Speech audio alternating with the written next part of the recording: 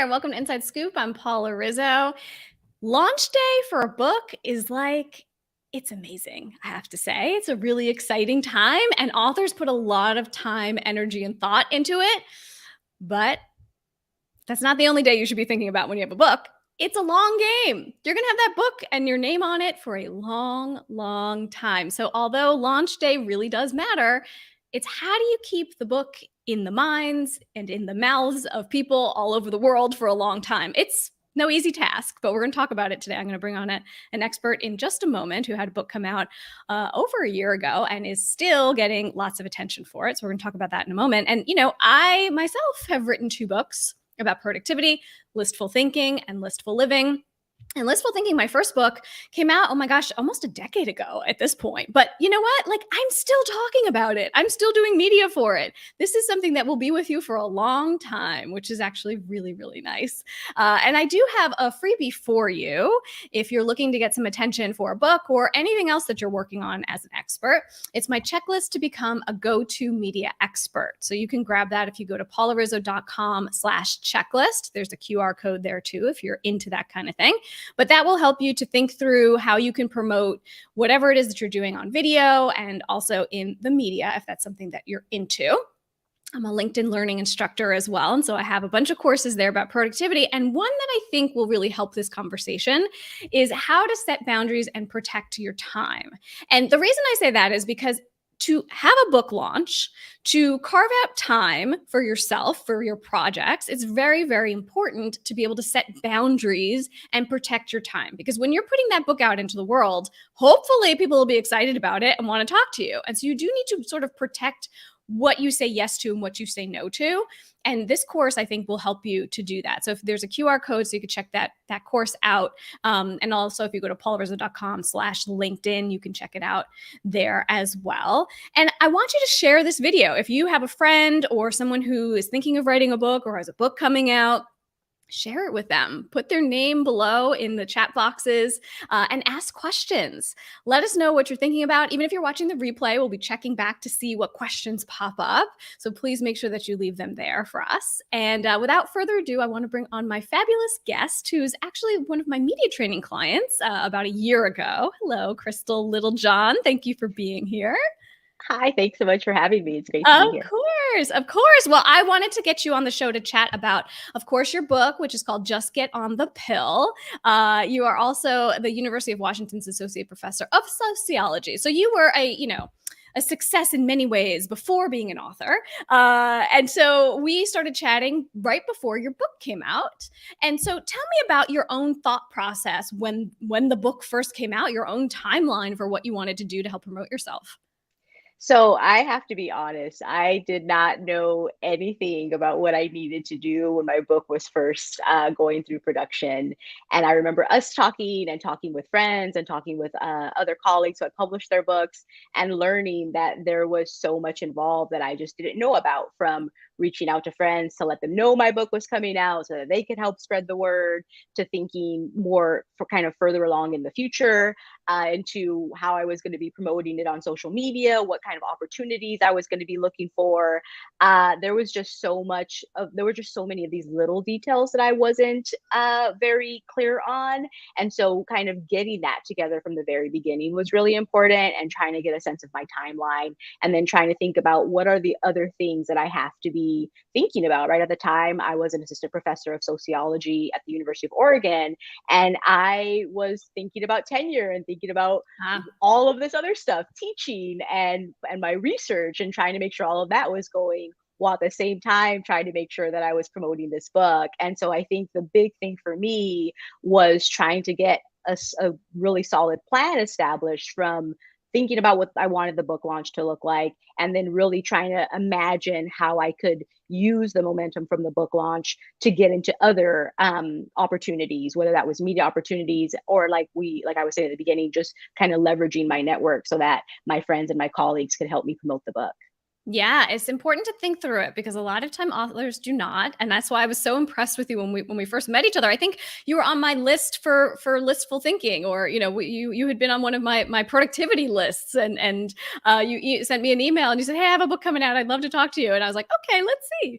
And it's always nice to have authors who are thinking ahead, because too often authors will think, "Oh, when the book comes out, then I'll promote it," and it's too late. You really need to start ahead of time to really give yourself that do some groundwork beforehand, and then really make this be a long-term thing, because it takes a long time. I mean, here we are, right? You're a year and a half out almost, still talking about the book, still excited about it. I'm much further down the road with my first book, and it's still exciting to talk about. And Amber Graham, who's listening to us right now on LinkedIn, she says, this is helpful as I finish writing my book. Good, I'm glad, because this is important to think through for sure. I want to talk a little bit about your expectations for the launch, like launch day. Everybody gets really excited about launch day. What did you, when it came? I mean, we set you up. You had a launch. You had a virtual launch that you did, and it was very exciting. But what was it actually like? I think it was much more exciting than I expected it to be. I remember when we first started working together and I was kind of terrified and Yes. imagining that I was going to have to talk with people. And, as a professor, I'm used to being in front of the classroom, but I wasn't used to having to talk with an audience of people that had read my book beyond, academia. And I remember just being really scared, right? And I remember us talking and you really encouraging me to have fun with the book launch and to really remind myself that the goal here is to share my message with people, and that I was really doing a service for the people that were going to be tuning in, and picking up my book and reading it later. And I think that really helped me just feel really excited when the book launch happened. And so even though of course there are nerves, just because you're kind of putting your baby out there into the world, I did feel really excited. I felt really prepared. And I think if there's anything that I can stress, it is probably that aspect of things, right? To not let just the excitement of getting your book out there cover up the fact that there are things that you need to do to prepare for your book launch. So, from making sure that I had my list ready to go so I could let people know about my book launch, having material so that they could promote the book launch and share it with other people. I ended up streaming it on different platforms. And so I ended up streaming it on Twitter and kind of letting my network know that I was going to be doing that, and then seeing them retweet it on Twitter a bunch of times, all of those things. I think if you can kind of get that squared away at the beginning and kind of as you're going along, it can really make the book launch day itself so much more enjoyable, because you're not worrying about all of these little details. All of that's been taken care of, and all you have to do is show up and be excited and really celebrate that there are all of these people there that are excited to share your work and excited to celebrate the fact that you have published a book, whether it's your first book or some other book. And I think that just made such a huge difference. And I have to say, the book launch ended up being much, much more enjoyable than I thought it was going to be. I thought it was just going to be this nerve wracking thing Yeah. that I wanted to get over with. And I remember you just really championing me and telling me, no, this is exciting, get excited. And then, as you said, thinking about the future, I really thought that it was going to be a few months and then it was going to be over. And I remember us talking and you saying, no, this is a long game. This is just the beginning. And here we are, a year and a half later. But it all started with that book launch. And I'm glad that I could get into the process from a really excited standpoint, because that momentum has really carried me throughout. Yes, good. I'm glad. I'm glad it was enjoyable and not painful, because that's what we want. That's what we want it to be. And if you're watching it at home and you have questions, leave us some questions in the chat box, or even some comments, whatever you feel like saying. We'd love to hear from you. I want to talk a little bit about something that you said about speaking to academic crowds and to students. That is where your sweet spot is. This is what you were used to. And when we started talking, you were like, okay, now I have to talk to the masses. It's a different audience for sure. And I just did a media training for authors this week called Media Ready Author. And one of the people in the class, she said a similar thing. She said that she feels fine when she's teaching in front of her class, but when she starts talking as an author, she freezes up and she just can't do it. So did you find that to be sort of a strange mindset switch to make yourself?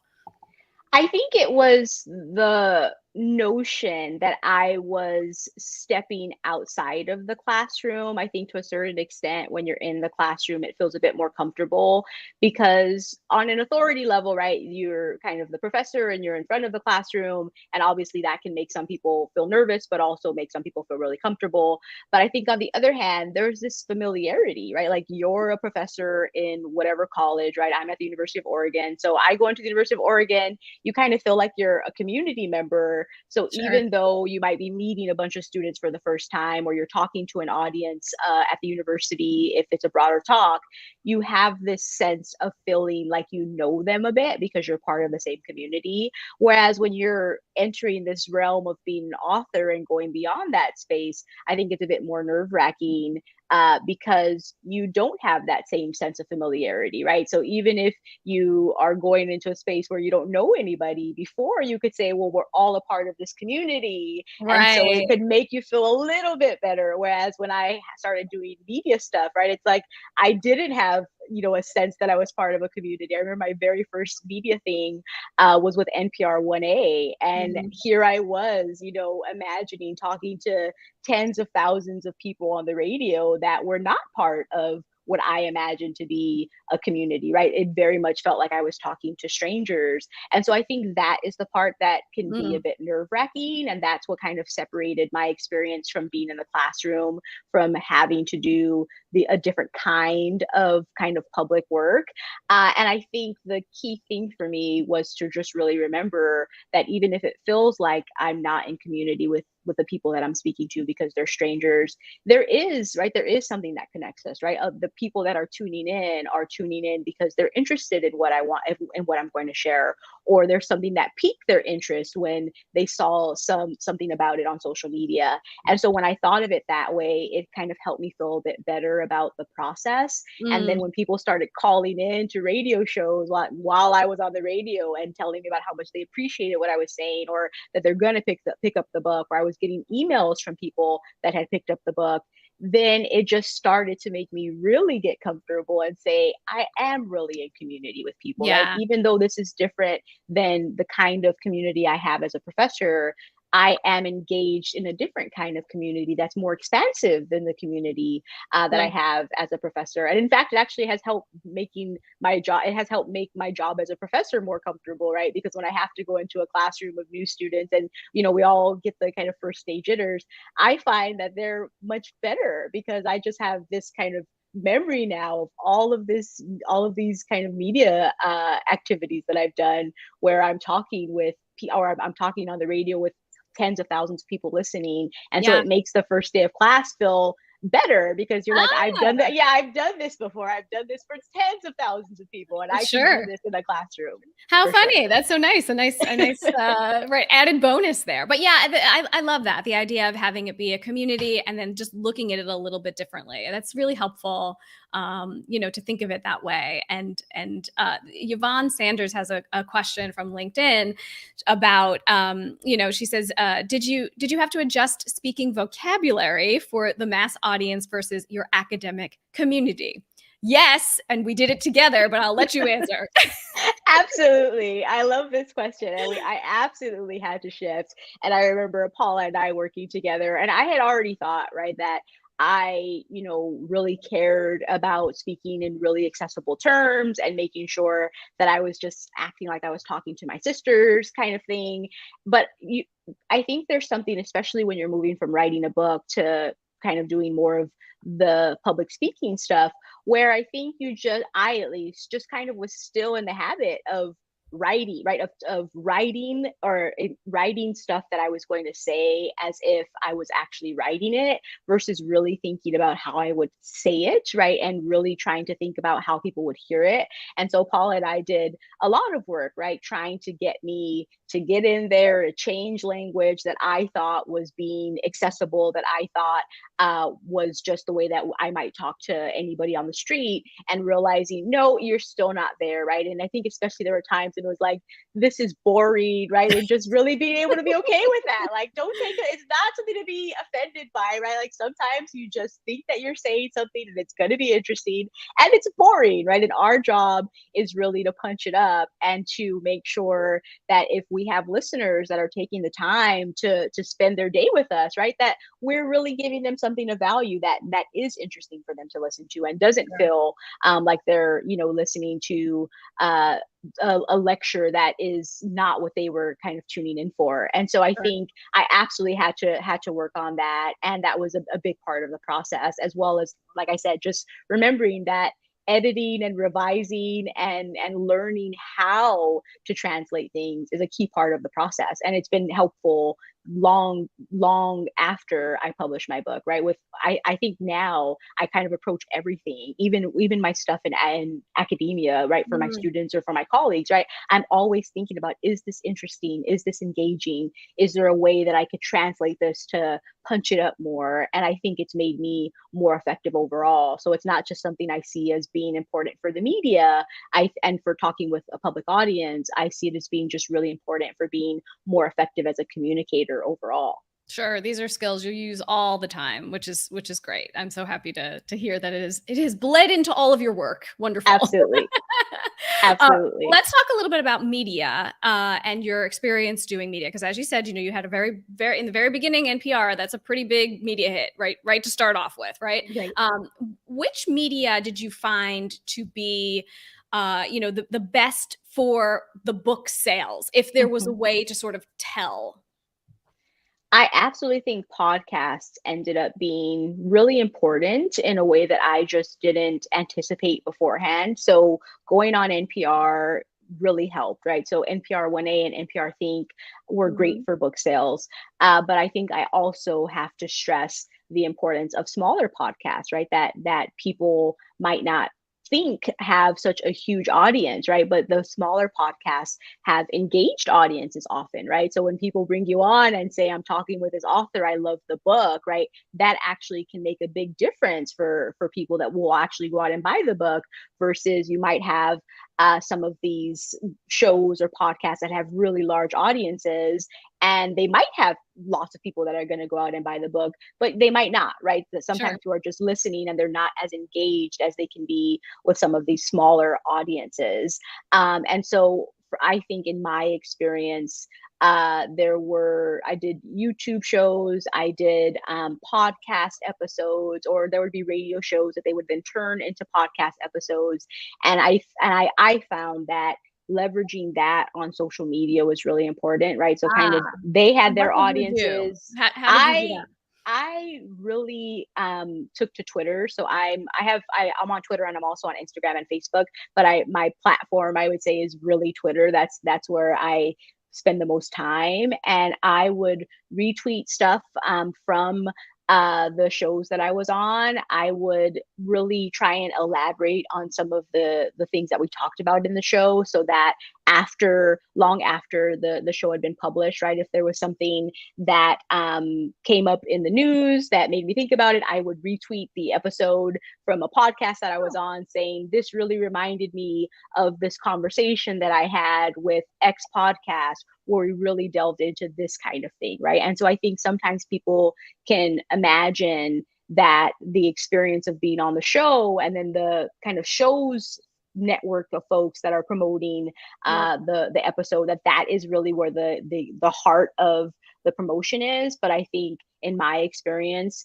authors can really do a lot for themselves if they just leverage those experiences when they happen, right? Making sure that you're sharing, whether it's before or after the episode. There are times when I couldn't share what was happening before the episode, but after the episode, right, I was on it. I would share the episode weeks later, right? I would say, for example, as a professor, it's it's time to start preparing new syllabi. And if you're Mhm. looking for episodes, right, if you're looking for podcasts to incorporate into your syllabus, here are some things that I have done that I think would be helpful for you, and kind of elaborating like one or two sentences about what the podcast episodes do to help people make it easier to incorporate into their syllabi. And so that could happen months later, right? That could be Right. a podcast that was a year ago that I can now share and say, I just emailed somebody the other day, right, saying, hey, here's a podcast episode that I think would be helpful for your class that you talked about. Or they email me and say, I know you've done a lot of media stuff. Sure. Is there anything that you would recommend that I incorporate into my classes? And so I think really leveraging the experiences on those shows and then taking it further, right? Long out, they might not promote the episode 3 months later, right? But Right. you can do that for yourself, and that's something that I've done. I would Pro also say tips. just yes, Yes. thanks. I would also say just really, really briefly, leveraging any opportunity that you have, right? So I've talked about the media stuff that I've done, but I've done my book ended up in a library, right? And ended up being in many libraries. And I took to Twitter to share that, right? To say my how exciting that my book is in the library and people are Yeah. checking it out, right? That was not about a media opportunity. That was just somebody texted me, hey, I saw your book is in the library. And so I think really just thinking very broadly about promotion. And I think thinking about promotion not just as trying to sell your books, but as trying to let people know about the message that you're trying to share is really key. And if you think about it that way, it becomes a lot easier and more comfortable to do it over the long term. Because all what I Sure. keep thinking about is I want people to know about my work and the message that I'm sharing so we can change the world. And I don't feel uncomfortable doing that months later, right? Yeah. What difference does it make if it's 3 months after the episode, if the point is to make sure that people hear the message so we can do something to make the our society a better place? Yeah, and never assume that people saw it the first time. That is always it's nice to have that long tail because those things will be around for a long time. So retweet it, get it out there. Total pro tip to be using Twitter. I mean, I know you like Twitter, but for media, people in the media, journalists always use Twitter. So it's a really good place to be because they're going to be promoting their things on Twitter. They're going to see you more often on Twitter. So it's really smart to have those conversations and to keep them there. So that's I love that you do that, and to be able to come back to things and reuse it in that way is such a smart move, and really something that people do miss out on, because after a while, doing these media hits becomes like, oh, okay, well, I just did another one. Okay, great, I can say that I was on that show. But people are not Mhm. really using the content as they could to be promoting the book or whatever it is Right. that they're working on continuously. So this is really a brilliant thing. And I mean, I just did a media hit about a month ago or a couple weeks ago for an article I wrote in 2014. We literally reshared it on LinkedIn. An anchor saw it because I'm connected to her, and she said, "You know what? This is a great idea. I'd love to do something on this. Let's have her on the show." And I just cracked up to myself and I said, "This has been around for a really long time, but sure, I'll come talk about it. It's fine." So it's the gift that keeps on giving, really.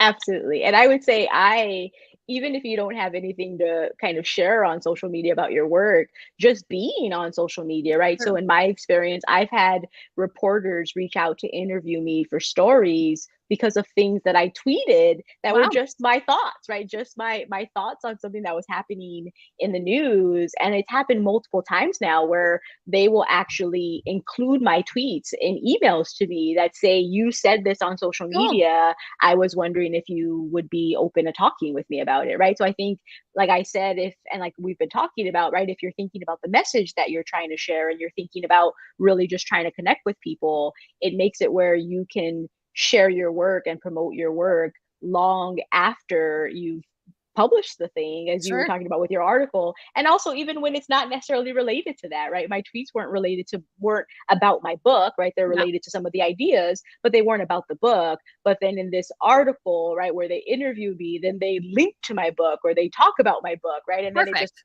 kind of contributes to getting the word about the book out there too. Yeah. What about your long term game here? Because having a book is like having a business. I always say this, right? And it really does. It's its own thing. So now that you're a year and a half out, what are your plans for now and for the future with the book and beyond? So, one of the big things that I think surprised me was how the kind of life course of my work as an author has changed after the book launch, Yeah. right? So I think at the beginning, you're just kind of trying to get your work out there.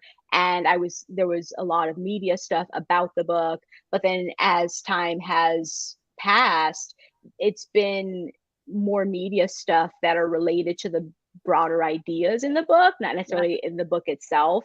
And so now, right, my task is to figure out what are the things that I want to be saying about these public issues that are related to my book ideas, that are really about my work as a public sociologist, right? And about my work as somebody who's trying to help shape our thinking about social issues. And so my kind of long-term goal now, my long-term approach now is really getting clear on the message that I have about stuff that's taking place in the world right now, and then using my different platforms to share that message, and to think about the kinds of talks that I might want to give that are not just about the book, right? So at this point, there's more stuff coming up that is just about me as a person, right? My thoughts as a person versus just my book as a product.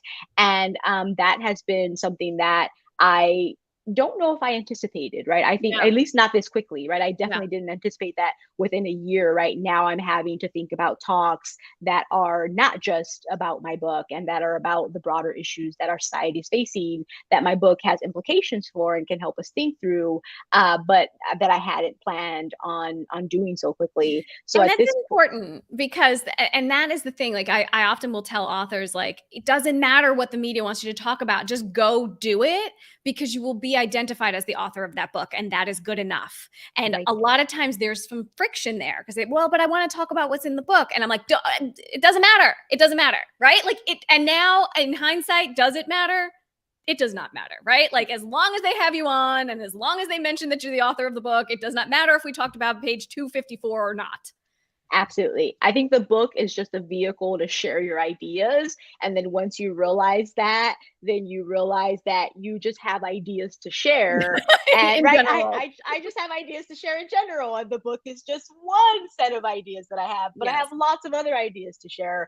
And so that's where I'm at now, whereas I'm giving Great. talks on my books. I'm on my book. I'm also giving talks on other ideas that I have that are just about broader social issues, and then launching the next, thinking about the next book, right? I definitely didn't imagine I'd be there at this Yeah. point now, but I'm now working on my next book. And so Ooh. it's, yeah, it's just, I think it's exciting. And it is really just, when you talk about kind of being a business owner or being with, when you're a book author, right, it really is, it becomes its own thing, right? So I am a professor, and before I was a professor, but now you definitely feel the sense of I am a professor and an author, because being an author entails a whole different set of responsibilities, including thinking about your long game and thinking about the kind of public sociologist that I want to be. And so Yes. that's kind of what's in store for the future, is really just kind of shaping my ideas about what I want to share, and how I want to contribute to making change, and then just thinking about the different projects